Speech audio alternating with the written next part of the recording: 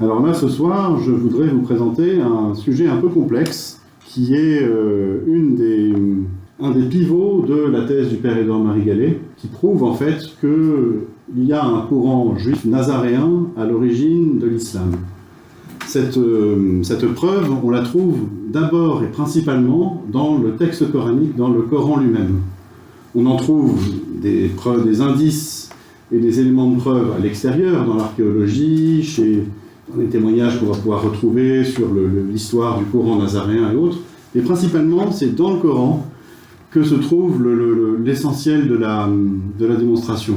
La chose étant qu'il y a bien peu de gens aujourd'hui qui ont lu le Coran, et il y a encore moins de gens qui l'ont lu en arabe, au point de pouvoir complètement le maîtriser. La plupart de ceux qui le maîtrisent vraiment en arabe sont d'ailleurs des musulmans, et qui le lisent au travers d'un filtre, qui le lisent au travers de leurs propres croyances, en voulant absolument croire que le texte viendrait de Dieu. Quand on le regarde sans cet a priori, quand on sort un petit peu de la relation un peu idéale que les musulmans entretiennent avec le Coran, ce que font les scientifiques, en fait, quand on pose un regard objectif dessus, on se rend compte que la plupart des traductions, celles que j'ai ici par exemple, sont des traductions très biaisées, et qu'elles ne rendent pas compte fidèlement du texte en arabe, ou plutôt qu'elles ont été orientées, ces traductions, dans le sens voulu par un certain islam. Par exemple, on retrouve dans le texte coranique plusieurs fois le mot de Géhenne, la Géhenne. Dans la Bible, on sait bien ce que c'est, la Géhenne, la vallée de la Géhenne qui est à côté de Jérusalem, la Jérusalem même, et qui est un symbole de l'enfer. C'est traduit systématiquement par enfer. On ne met pas Géhenne, on met enfer. Les Géhenne, quand on lit Géhenne dans le texte coranique, dans le texte en arabe, on est tout de suite renvoyé à Jérusalem. Et donc derrière, ça nous renvoie à un environnement culturel et religieux qui n'est pas celui de l'Arabie Saoudite il y a 1400 ans. Vous voyez derrière comment une traduction peut orienter le lecteur. Et donc derrière, une foultitude d'études sont en route. Et là, je voudrais vous faire part d'un petit morceau d'études. Vous allez voir comment fonctionne la recherche, petit morceau par petit morceau, petites étapes par petites étapes, à propos de ce que sont les gens du livre dans le Coran. Alors, quand on considère cet objectif, qu'est-ce que c'est que les gens du livre dans le Coran? On va avoir les études coraniques qui vont pouvoir nous renseigner, puis d'autres études peut-être par ailleurs. Mais là, ici, principalement, je voudrais m'intéresser au texte coranique en lui-même. Pour ça, il faut comprendre de quoi est-ce que parle le Coran. On le dit, c'est un texte abscon, difficile à comprendre, des ruptures de sens. On démarre une narration, elle s'arrête, elle reprend 5, 6, 7 sourates plus loin. Et je pense, moi, que pour comprendre de quoi parle le Coran, il faut savoir de qui parle le Coran.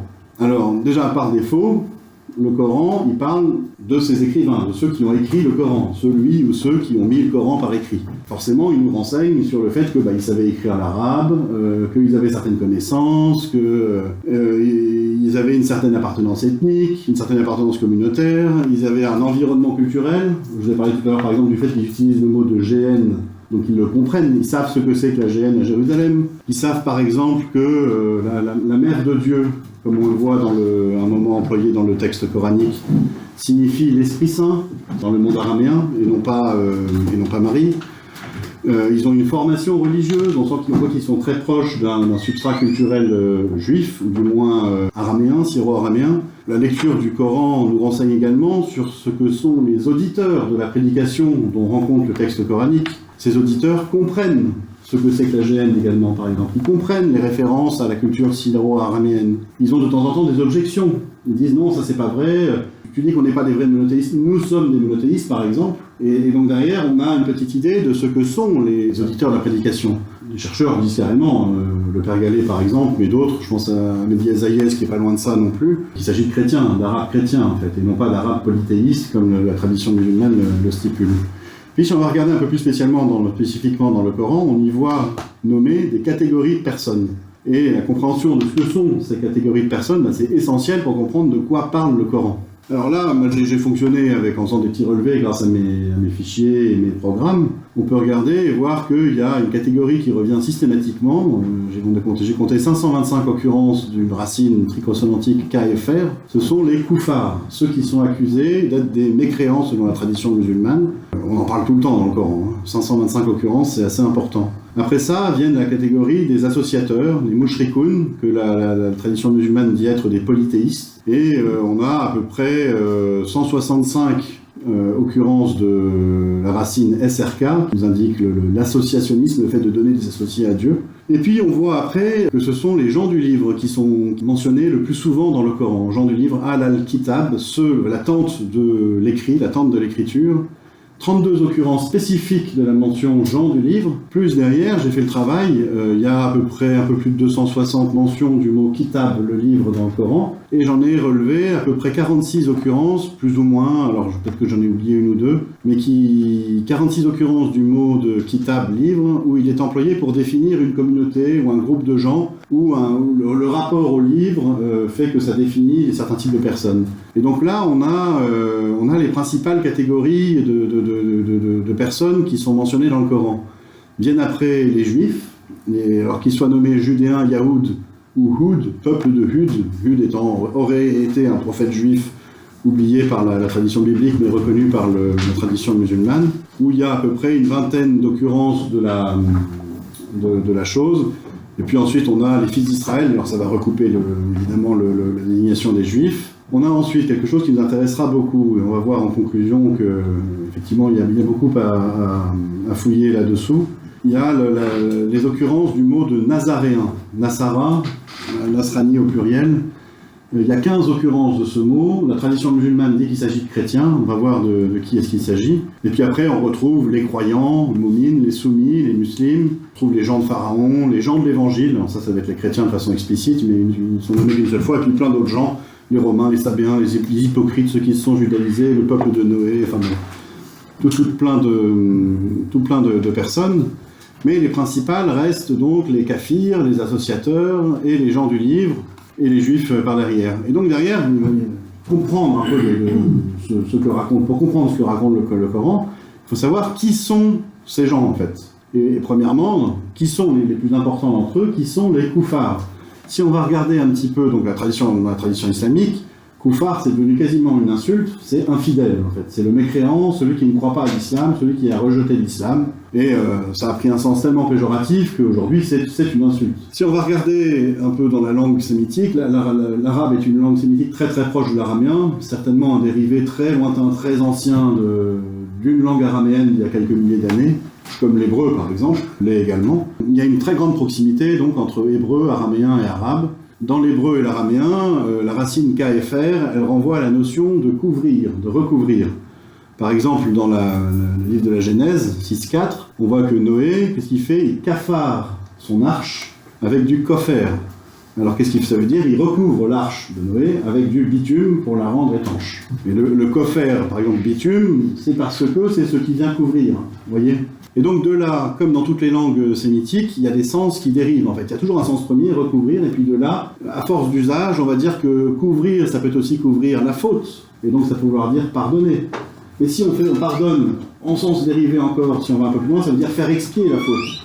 Ça veut dire ça peut aller jusqu'à donner une pénitence, par exemple, si on pardonne. Mais couvrir quelque chose, ça peut être taire cette chose, ça peut être passer sous silence cette chose, ça peut être nier que la chose existait, renier un texte religieux, apostasier même. Vous voyez comme ça les échelons de sens dérivés, puis dans des choses, dans des dimensions beaucoup plus pratico-pratiques, la couverture, le couvercle, le bitume dont je vous ai parlé, le bol, le couvre-chef. Et en arabe, on va retrouver le même genre de sens, en fait. Le sens premier du mot koufar en arabe n'est pas celui de mécréant. Le sens premier, il est celui de recouvrir, couvrir éventuellement, de la pardonner. Et on va voir que le texte coranique utilise ce sens de pardonner. Et donc, koufar dans le texte coranique parfois, enfin koufar, la racine kfr renvoie au mot de pardonner. Et puis, on va retrouver aussi dans le texte coranique le mot de recouvrir avec le sens de renier. Et puis après, ce que la tradition musulmane dit être mécroire, être mécréant, être un infidèle, être un non-musulman. Je vous donnerai un exemple. À la sourate 47, au tout début, le premier verset, il y a ceux qui kafarent, c'est-à-dire ceux qui mécroient, ceux qui sont infidèles selon le sens musulman, mais ceux qui kafarent et obstruent le sentier de Dieu, empêchent que l'on passe dans le sentier de Dieu, et bien Dieu leur fait certaines choses, mais à d'autres, les bons croyants, qu'est-ce qu'il va faire? Dieu, dans le verset 2, ce qu'il est dit, il kafare, alors le verbe est à la forme intensive, on a doublé la consonne du milieu, il kafare leurs mauvaises actions, et il réforme leurs pensées. Et on a là une construction rhétorique, en disant, ben voilà, les méchants ceux qui mécroient, c'est-à-dire ceux qui recouvrent, on ne sait pas trop ce que veut dire le terme, on va le voir, Dieu est méchant avec eux, et les bons, Dieu il kafar, il les pardonne. Et donc on a les deux sens du mot de la racine kfr dans deux versets successifs. On le voit également dans la sourate 66, au verset 7 et 8, où le verset 7 démarre en disant « Ô les kafareurs, ô vous les recouvreurs », alors la tradition musulmane dit que ce sont « Ô vous les mécréants », vous ne serez payés de ce que vous faisiez, donc vous allez recevoir le salaire de votre mécréance, mais au sens premier, c'est pas marqué mécréance, c'est marqué « Ô vous les recouvreurs ». Et puis le verset d'après « Ô vous les croyants ». Peut-être que votre Seigneur kafarera-t-il vos mauvaises actions, peut-être qu'il vous pardonnera vos mauvaises actions, peut-être qu'il les recouvrira. Donc en fait, le sens vraiment profond de ce mot de koufar, c'est pas celui de mécréant, c'est celui de recouvrir. Et on va voir, on va suivre tout à l'heure une petite étude du Coran un peu plus poussée. On va voir que quand on considère que koufar, la racine kfr veut dire recouvrir, le vrai sens du texte apparaît en dessous de la couche d'interprétation musulmane forcée qui voudrait que ce mot veuille dire absolument infidèle ou mécréant. Ça se voit par exemple dans l'utilisation du mot de kofer, enfin le koufra exactement. Koufra c'est le camphre, le mot est passé en français. Koufra ça vient de kofer, le kofer hébraïque dont je vous ai parlé dans le livre de la Genèse, du bitume. Et pourquoi est-ce que le kofer bitume est devenu le camphre?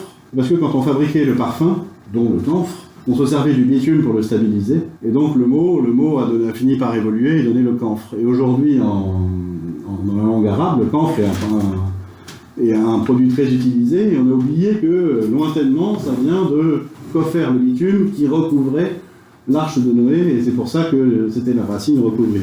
Alors maintenant, si on poursuit un peu, qui sont les mushrikoun, qui sont aussi extrêmement mentionnés dans le Coran, les associateurs?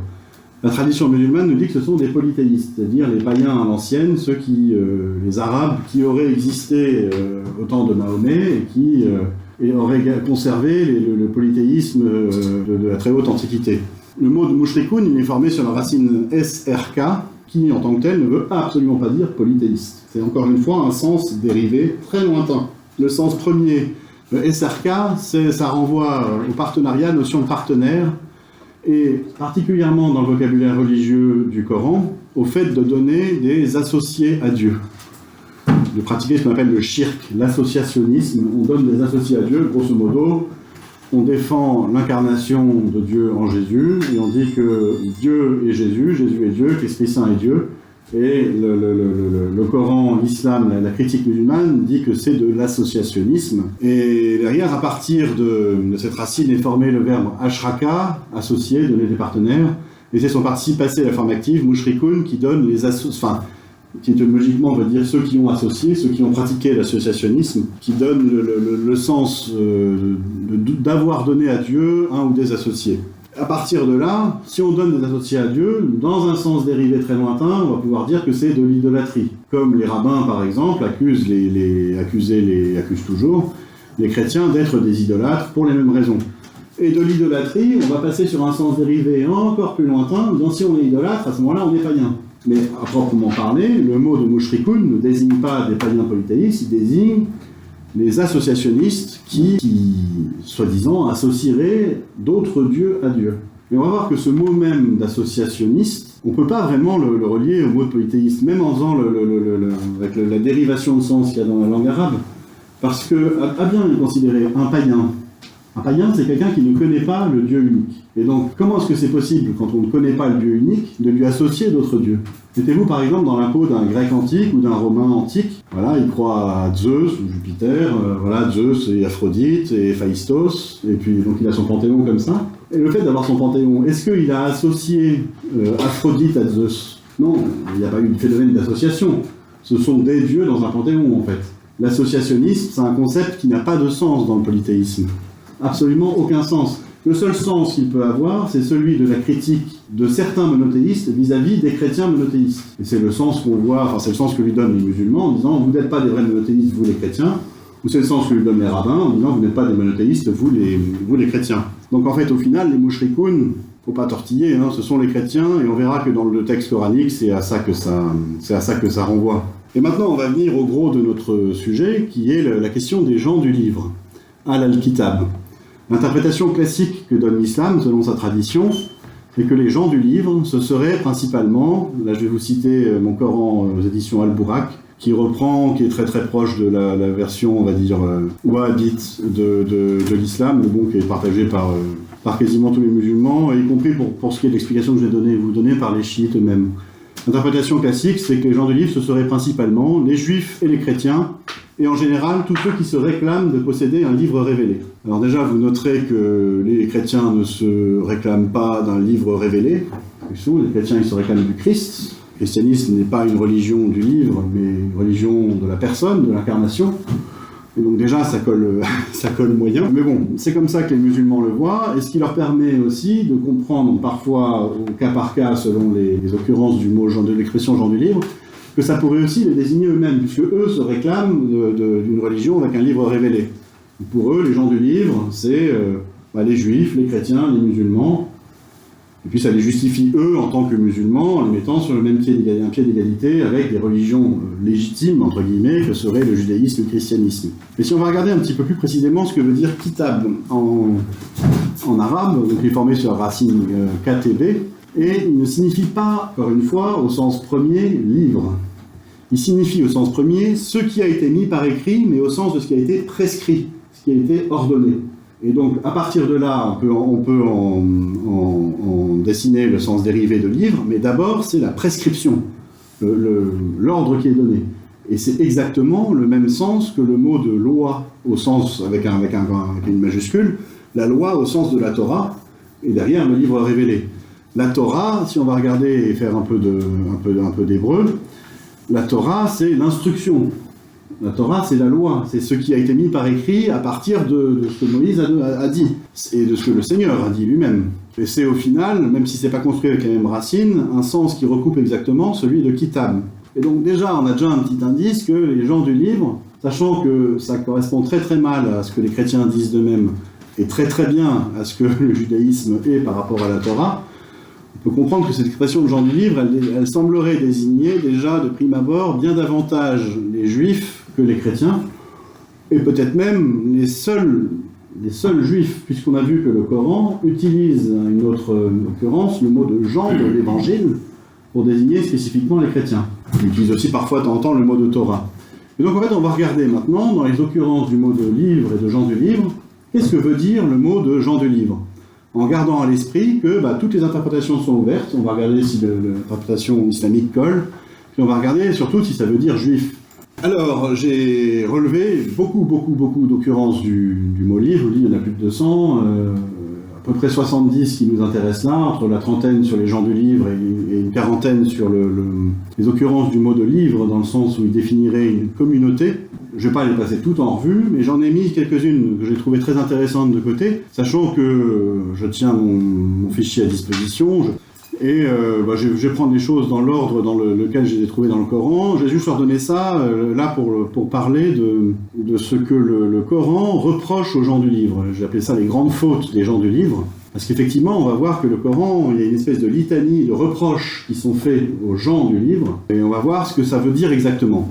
À la sourate 2, verset 105, « Ni ceux qui recouvrent », alors la traduction dira « ni ceux qui sont mécréants, ni ceux qui ont mécru », mais le vrai texte dit « ni ceux qui recouvrent parmi les gens du livre, ni les associateurs, mushrikoun, n'apprécient qu'on fasse descendre sur vous un bienfait de la part de votre Seigneur, alors que Dieu réserve à qui il veut sa miséricorde. » Et donc voilà que les gens du livre sont accusés de quoi? D'être des recouvreurs. Première accusation. Verset 69 de la sourate 3, une partie des gens du livre aurait bien voulu vous égarer, vous qui écoutez la prédication. Or, ils n'égarent qu'eux-mêmes, ils n'en sont pas conscients. Les gens du livre sont des gens qui cherchent à égarer, ils sont trompeurs. Verset 72 de la sourate 3, ainsi, dit une partie des gens du livre, croyez au début du jour à ce qu'on a fait descendre sur ceux qui croient, et soyez incrédules à la fin du jour. Peut-être que ces gens reviendront-ils de leur erreur. Et on voit que les gens du livre, là, ils sont accusés de quoi? De refuser de croire devant l'évidence, en fait. Et de faire semblant, et encore une fois de tromper leur auditoire. Au verset 70 de la sourate 3, j'aurais dû le mettre juste avant, gens du livre, ô gens du livre, pourquoi ne croyez-vous pas? Et là c'est la racine KFR qui est employée. Pourquoi est-ce que vous mécroyez? Pourquoi est-ce que vous êtes rétifs au verset de Dieu, cependant que vous êtes témoins? Ils sont accusés d'être des recouvreurs, et ils sont accusés de refuser de croire devant l'évidence qui est mise devant leurs yeux, les versets de Dieu. Ô gens du livre, toujours. Alors là, c'est au verset 98 de la sourate 3. Pourquoi ne croyez-vous pas, verset racine KFR, au verset de Dieu, alors que Dieu est témoin de ce que vous faites? Et donc là, les gens du livre sont accusés d'être des recouvreurs contre Dieu lui-même. Dieu sait ce qu'ils font, mais quand même, ils recouvrent. On va voir ce que ça veut dire, recouvrir. Verset 110 de la sourate 3. Si les gens du livre croyaient, ce serait meilleur pour eux. Il y en a qui ont la foi, mais la plupart d'entre eux sont des pervers. Alors, les gens du livre, ils n'ont pas la foi, et ce sont des pervers. Donc voilà les grandes fautes qui leur sont reprochées. Verset 159 de la sourate 4. Il n'y aura personne parmi les gens du livre qui n'aura pas foi en lui. Et c'est de Jésus dont il s'agit, on le déduit du contexte, avant sa mort. Et au jour de la résurrection, il sera témoin contre eux. Les gens du livre ont refusé le Christ, puisqu'ils n'ont pas foi en Jésus. On peut se demander si ça peut désigner les chrétiens, en fait, à cet endroit-là. Il n'y aura personne parmi les gens du livre qui n'aura pas foi en lui au jour de la résurrection. Tous les gens du livre auront foi en Jésus à ce moment-là. Et qu'est-ce qu'il leur est reproché? C'est de ne pas avoir foi aujourd'hui et maintenant. Et donc là, on a le reproche qui est fait aux gens du livre, qui s'ajoute aux autres, d'avoir refusé le Christ. D'avoir refusé, en tout cas, de reconnaître le Christ, Jésus. Au verset 59 de la sourate 5, ô gens du livre, est-ce que vous reprochez autre chose que de croire en Dieu à ce qu'on a fait descendre vers nous, l'Évangile, ce qu'on a fait descendre auparavant, la Torah, mais la plupart d'entre vous sont des pervers. Et on voit que là, le prédicateur accuse les gens du livre de refuser de croire en ce qu'on a fait descendre vers nous, par rapport à ce qu'on a fait descendre auparavant. Là, il y a un jeu. La tradition musulmane va dire que ce qu'on a fait descendre auparavant, c'est Torah et Évangile, et ce qu'on a fait descendre vers nous, c'est le Coran, même si le Coran n'existe pas encore à ce moment-là. Quand on se met dans un environnement où on ne sait pas encore que le Coran existe, et qu'on regarde ce que le texte dit en lui-même, ce qui a été descendu auparavant, a priori ce serait la Torah, et ce qui a été descendu vers nous, ce serait l'Évangile. Mais la plupart d'entre vous sont des pervers. Et là, on y voit le refus de l'Évangile, qui s'ajoute aux fautes reprochées aux gens du livre. Sourate 59, verset 11. « N'as-tu pas vu les hypocrites disant à leurs confrères qui ont recouvert parmi les gens du livre ?» Bon, j'ai coupé la chose. Donc là, on accuse encore une fois les gens du livre d'avoir recouvert, d'être des koufars. En verset 109 de la sourate 2, « Nombre de gens du livre apprécieraient, par jalousie de leur part, de pouvoir vous rendre recouvreurs après que vous ayez cru. » Encore une fois, l'accusation d'être des recouvreurs et de vouloir faire recouvrir les autres. Qu'est-ce que ça veut bien dire, cette affaire de recouvrir? Qu'est-ce que ça veut bien dire? Poursuivons notre examen. Là, j'avais regardé spécifiquement les fautes qu'on reprochait aux gens du livre. Donc on a vu trompeur, recouvreur, refuse de croire devant l'évidence que Dieu leur met devant les yeux, refus de reconnaître Jésus, refus de l'évangile, recouvreur. Regardons maintenant pour les passages où il est question juste du mot de livre sans l'expression de gens du livre. Et là aussi, j'en ai relevé quelques-uns. Au verset 78 de la sourate 2, il y avait parmi eux, alors le contexte c'est le peuple de Moïse, là c'est tout un enseignement qui est donné sur Moïse et l'histoire avec Pharaon, des clans qui ne savent du livre que leurs prétentions, et ils ne font que des conjectures. Donc on voit que les clans liés au livre, les gens du livre, font des faux témoignages à propos du livre.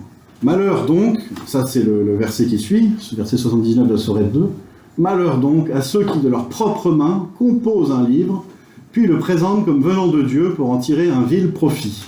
Faux en écriture, d'une certaine façon. Et là, ça commence à nous renvoyer à des choses qu'on connaît. On sait ce qui s'est passé entre le 1er et le 7e siècle. On sait que les Juifs ont par exemple écrit les Talmuds, et présenté les Talmuds comme étant la mise par écrit d'une loi orale divine venant de Dieu, et sacrée. Et ils ont procédé à une sorte d'auto-écriture de textes saints et une sacralisation d'un texte écrit de leurs mains. Est-ce que cette accusation ne peut pas être renvoyée à ça? Poursuivons notre examen, verset 101 de la sourate 2. « Et quand leur vint de Dieu un messager, donc là il s'agit de Jésus, confirmant ce qu'il y avait déjà avec eux, certains à qui le livre avait été donné, a priori, donc là on parle de la Torah, jetèrent derrière leur dos le livre de Dieu comme s'ils ne le savaient pas. Ils ont refusé le Christ. Ils ont refusé de voir dans la Torah les prophéties s'accomplir, les annonces se réaliser. Ils ont sciemment refusé le Christ, alors même que dans leur livre, dans le livre de Dieu, c'était écrit. Donc le reproche est énorme, vous avez refusé le Christ, alors même que vous auriez dû l'accepter, c'était marqué dans le livre, dans la Torah. Au verset 146 de la sourate 2, « Ceux à qui nous avons donné le livre le reconnaissent comme ils reconnaissent leurs enfants. Or, une partie d'entre eux cache la vérité alors qu'ils la savent. » On a encore une fois la même accusation de tromperie, le fait de savoir quelque chose qui vient du livre. La vérité, on peut penser que ça a encore une fois un rapport avec la messianité de Jésus. Et toujours cette même accusation de tromperie, de cachet. On la retrouve au verset 174 de la sourate 2. « Ceux qui cachent ce que Dieu a fait descendre du livre et le vendent à vil prix, ceux-là ne s'emplissent le ventre que de feu. » Encore une fois, de la tromperie. Au verset 78 de la sourate 3, « Et il y a parmi eux, les gens du livre, là ça fait référence aux gens du livre, certains qui roulent leur langue en lisant leur livre pour vous faire croire que cela provient du livre, alors qu'il n'est point du livre. Et ils disent, ceci vient de Dieu, alors qu'il ne vient pas de Dieu. Ils disent sciemment des mensonges contre Dieu. » Et là, on voit l'accusation qui est faite, celle c'est pas un faux en écriture, là, c'est un faux témoignage. C'est faire passer une parole humaine pour parole de Dieu. Est-ce que ça renverrait pas ça encore à la loi orale des pharisiens et des talmudistes? Peut-être bien. Au verset 100 de la sourate 3, « Ô les croyants, si vous obéissez à un groupe de ceux auxquels on a donné le livre, il vous rendra recouvreurs après que vous ayez eu la foi. » Donc il y a parmi les gens qui ont reçu le livre, les gens qui sont recouvreurs. Encore une fois, la même accusation.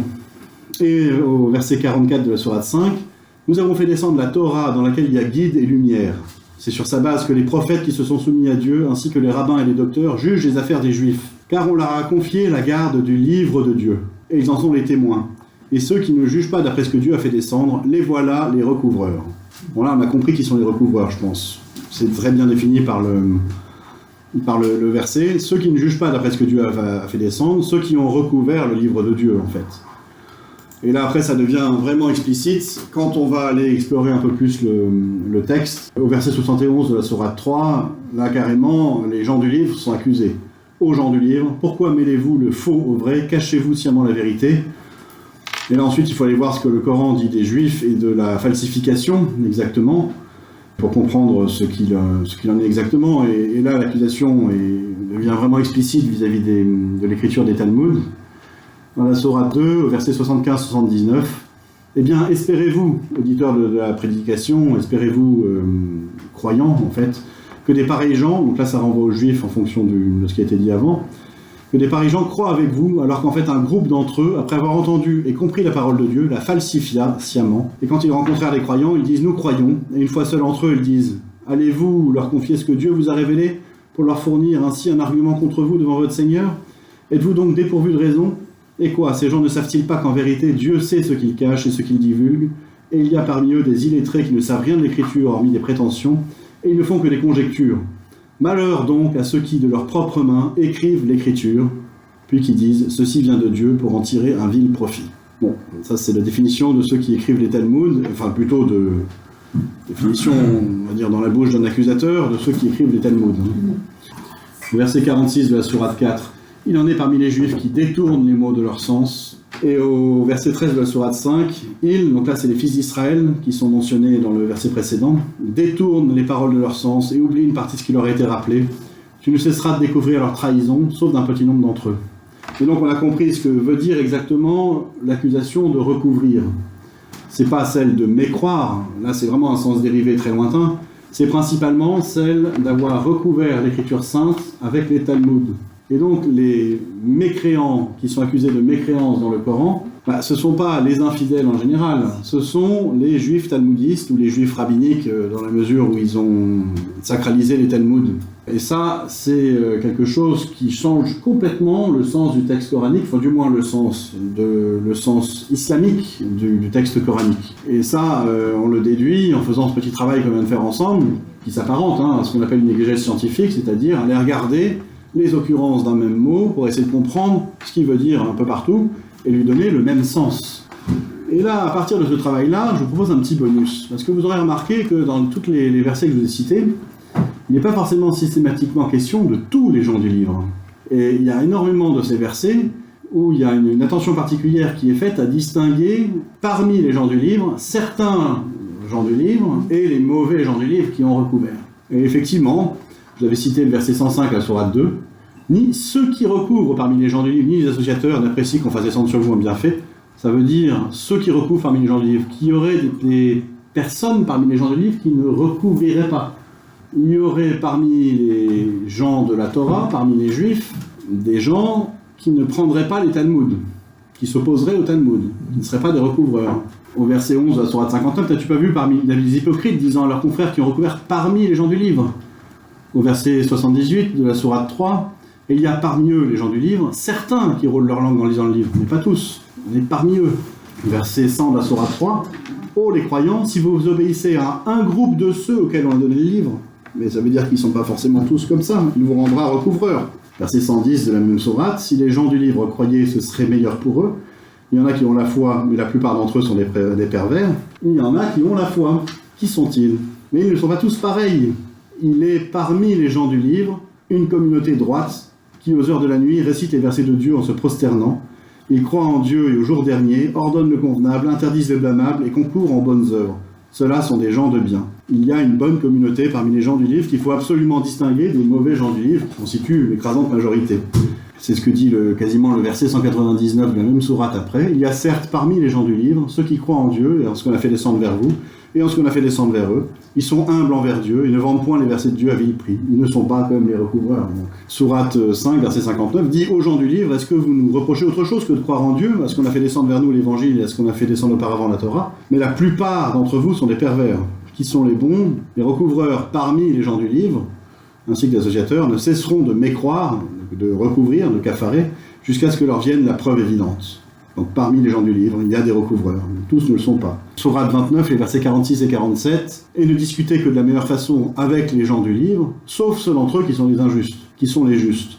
Et parmi ceux-ci, il y en a qui y croient, donc parmi les gens du livre, et qui rejettent nos versets, sinon les recouvreurs, les cafareurs. » Et bon, alors maintenant, si on veut vraiment comprendre qui est la bonne communauté, il reste peu de clés dans le Coran, parce que je pense qu'il y a eu un travail de ménage qui a été fait au moment de l'édition du Coran, parce que ce que je vous dis là, évidemment, ça n'est pas le sens que voulait donner qu'a voulu donner, on va dire, le processus qui est religieux qui a accouché de l'islam au texte. Mais il reste quand même, à la sourate 3, un indice très très fort de ce que sont les bons gens du livre, les gens la bonne communauté à distinguer parmi les gens du livre.